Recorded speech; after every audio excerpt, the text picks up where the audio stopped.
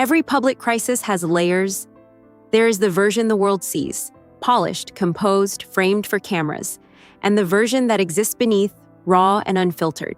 Savannah Guthrie, 54, has lived both simultaneously over the past weeks. To the public, she has been calm, measured, and articulate, presenting herself as the embodiment of strength. But behind the camera, the reality is far darker. Her mother, 84-year-old Nancy Guthrie, was taken from her Tucson home against her will. And while the nation watches, Savannah bears a private, unbearable burden of fear, uncertainty, and helplessness that no public performance can fully capture. The surface story millions have witnessed Savannah maintain composure during the worst crisis of her life.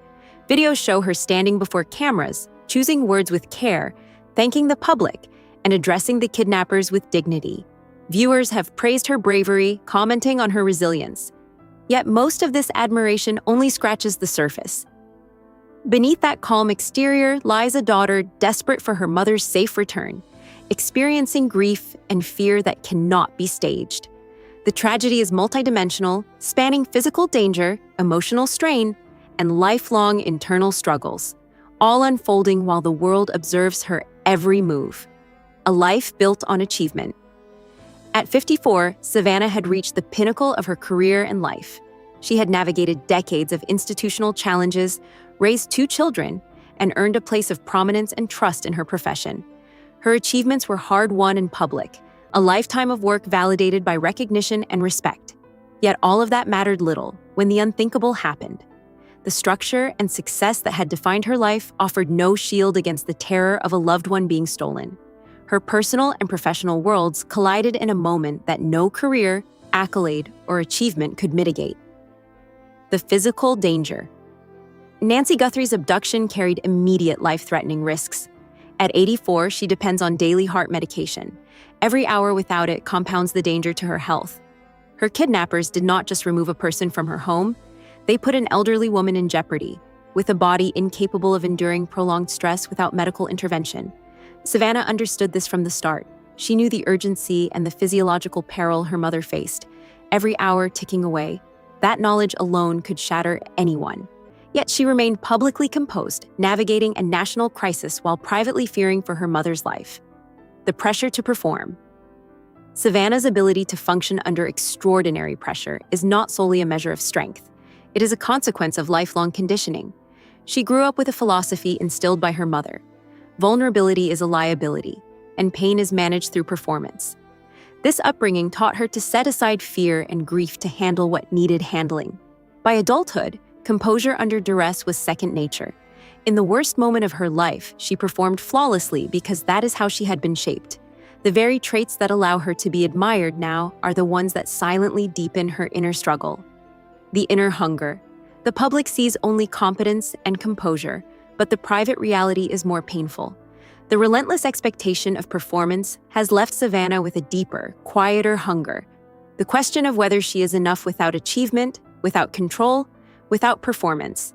This question, embedded since childhood, is now amplified in the midst of crisis. The admiration of millions, professional accolades, and public recognition cannot satisfy the need for unconditional affirmation. Her life's training to endure pressure perfectly has also created a void, a yearning that can only be filled by the unconditional love of the one person currently missing. A life of conditioned strength, Savannah's strength, shaped from childhood, is both a gift and a burden. It has allowed her to navigate unimaginable stress without breaking publicly, yet it comes at a personal cost. She does not perform because she is invincible, but because she has internalized that performance is a prerequisite for love and acceptance. In moments of terror and uncertainty, this conditioning forces her to mask her vulnerability. The paradox is cruel.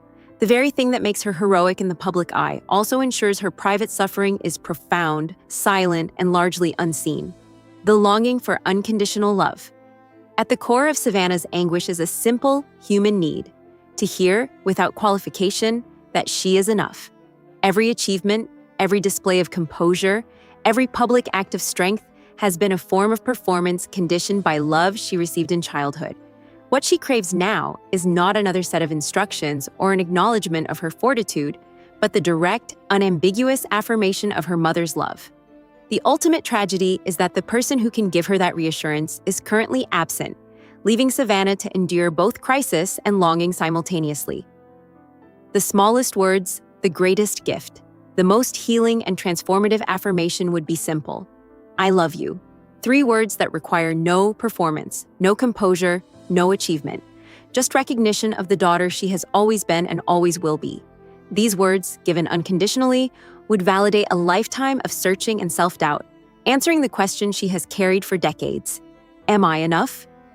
The hope now is that, when Nancy returns, Savannah can finally hear that answer, unmediated by circumstance or expectation, spoken directly from the person whose love has always mattered most. Conclusion: the depth of a private tragedy. Savannah Guthrie's tragedy is more than the kidnapping of her mother.